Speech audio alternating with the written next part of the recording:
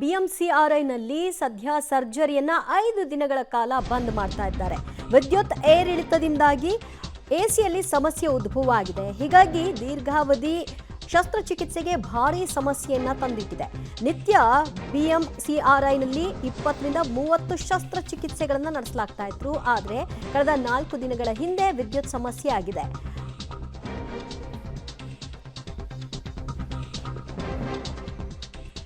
ಎಸಿಯಲ್ಲಿ ಪರಿಣಾಮಗಳಾಗಿದೆ, ಏನೋ ಏರಿಳಿತ ಆಗ್ತಾ ಇದೆ. ಈ ಪರಿಣಾಮ ಈಗ ಸದ್ಯ ಶಸ್ತ್ರಚಿಕಿತ್ಸೆಯನ್ನು 5 ದಿನಗಳ ಕಾಲ ಬಂದ್ ಮಾಡಿದ್ದಾರೆ. ಕಳೆದ 4 ದಿನಗಳಿಂದಲೇ ವಿದ್ಯುತ್ ಸಮಸ್ಯೆ ಆಗ್ತಾ ಇದೆ.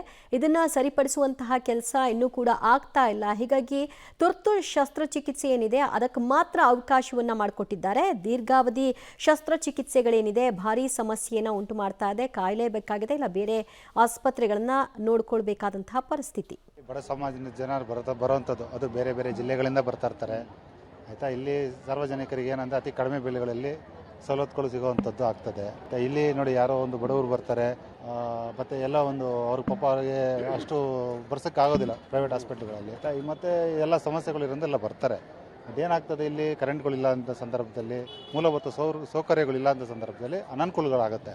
ಬಟ್ ಇದೇನಾಗುತ್ತೆ ಅಂದರೆ ಇಲ್ಲಿರೋಂಥ ಆಡಳಿತ ಮಂಡಳಿಗಳು ಏನಾಗಬೇಕು, ಇವರು ಸರ್ಕಾರದ ಒಂದು ಮಿನಿಸ್ಟ್ರುಗಳಿಗೆ ಗಮನ ಸೆಳೆಯುವಂಥ ಕೆಲಸಗಳು ಮಾಡಬೇಕು. ಯಾಕೆಂದರೆ ಯಾರೇ ಆದರೂ ಅಲ್ಲಿ ಅನನುಕೂಲ ಆದಾಗ ಪೇಷಂಟ್ಗಳಿಗೆ, ಯಾಕಂದರೆ ಇಲ್ಲಿ ಜೀವ ಎಲ್ಲರಿಗೂ ಅತ್ಯಮೂಲ್ಯ ಆಯಿತಾ. ಅದರಿಂದ ನಾವಿಲ್ಲಿ ಏನೇ ಒಂದು ಸವಲತ್ತುಗಳ ವಿಚಾರವಾಗಿ ಅನನುಕೂಲತೆ ಆಗಿದೆ, ಸಂಬಂಧಪಟ್ಟ ಈಗ ನಮ್ಮ ಮಿನಿಸ್ಟರ್ ಇದ್ದಾರೆ, ದಿನೇಶ್ ಗುಂಡೂರಾವ್ ಅವರು ಸರ್ ಇದ್ದಾರೆ, ಅವ್ರಿಗೆ ಸಂಬಂಧಪಟ್ಟ ಇಲಾಖೆಗಳಿಗೆ ಗಮನ ಸೆಳೆದು ಸರ್ ಈ ಥರ ನಮಗೆ ಫೆಸಿಲಿಟಿಗಳು ಬೇಕು, ತಾವು ದಯವಿಟ್ಟು ಮಾಡಿಕೊಡಿ ಅನ್ನೋಂಥದ್ದು ಸರ್ಕಾರಕ್ಕೆ ಮಾಡಬೇಕು. ಇವರೆಲ್ಲ ಬಡವರು ಅಂತ ಹೇಳಿ ಮಾಡ್ತಾರಾ, ಫ್ಯಾನ್ ಹಾಕೊಳ್ಳೋದು ಅಥವಾ ಏನು ಕೇಳಲ್ಲ ಇವರು ಅಂತ ಸರ್. ಇದಾವುದು ಈಗ ಬಡವರು ಅನ್ನೋದಕ್ಕೆ ಏನಾಗ್ತದೆ, ಇವರಿಗೆ ಜೀವದ ಬೆಲೆಯನ್ನು ಮಹತ್ವಗಳನ್ನ ಎಲ್ಲರೂ ಕಾಪಾಡಬೇಕದು.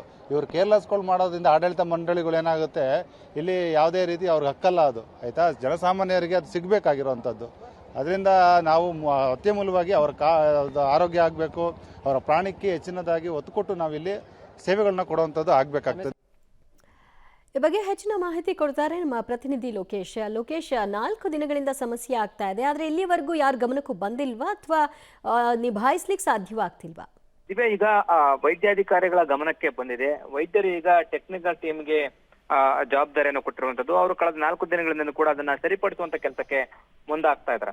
ವಿದ್ಯುತ್ ವೋಲ್ಟೇಜ್ ವ್ಯತ್ಯಯದಿಂದಾಗಿ ಮೋಟಾರ್ ಸಮಸ್ಯೆ ಆಗಿತ್ತು. ಆ ಮೋಟಾರ್ ಸಮಸ್ಯೆಯಿಂದಾಗಿ ಎಸಿ ವರ್ಕ್ ಆಗ್ತಾ ಇಲ್ಲ. ಆಪರೇಷನ್ ಮಾಡ್ಬೇಕು ಅಂತಂದ್ರೆ ಎಸಿ ಇರ್ಬೇಕಾಗುತ್ತೆ, ಇಲ್ಲಂದ್ರೆ ಸೋಂಕು ಹರಡುವ ಸಾಧ್ಯತೆ ಹೆಚ್ಚಾಗಿರುವಂತದ್ದು. ಈ ನಿಟ್ಟಿನಲ್ಲಿ ತುರ್ತು ಆಪರೇಷನ್ ಇರುವಂತ ಕೇಸ್ಗಳನ್ನ ಫ್ಯಾನ್ ಗಳನ್ನ ಬಳಸ್ಕೊಂಡು, ಎಸಿ ಕೂಲರ್ ಗಳನ್ನ ಬಳಸ್ಕೊಂಡು ಆಪರೇಷನ್ ಮಾಡ್ತಾ ಇದ್ದಾರೆ. ನಾಣ್ಯ ಆಪರೇಷನ್ ಗಳನ್ನ ಈಗ ಸಮಯವನ್ನ ನಿಗದಿ ಮಾಡ್ತಾ ಇರುವಂತದ್ದು. ಇನ್ನು ಮುಂದಿನ 2 ದಿನಗಳ ಒಳಗಡೆ ಅದನ್ನ ಸಮಸ್ಯೆಯನ್ನ ಕ್ಲಿಯರ್ ಮಾಡಿ ಆಪರೇಷನ್ ಮಾಡ್ಲಿಕ್ಕೆ ಸ್ಟಾರ್ಟ್ ಮಾಡ್ತೀವಿ ಅಂತ ಹೇಳಿ ವೈದ್ಯಾಧಿಕಾರಿಗಳು ಹೇಳ್ತಾ ಇದ್ದಾರೆ.